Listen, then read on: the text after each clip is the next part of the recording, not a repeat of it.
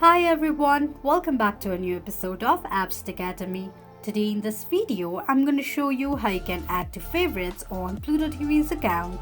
Keep watching the video till the end. To add to favorites on Pluto TV, firstly go ahead and launch open any web browser of your preference.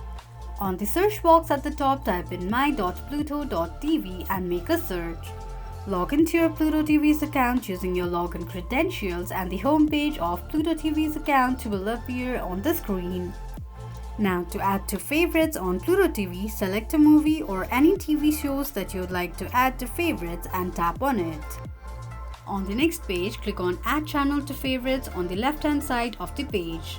This is how you can add to favorite on Pluto TV's account quickly and easily just in few steps.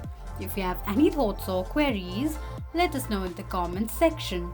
Don't forget to subscribe to our channel. Also press the notification bell icon so that YouTube will notify you whenever we post a new video. I hope this video was helpful to you. Thank you so much for watching.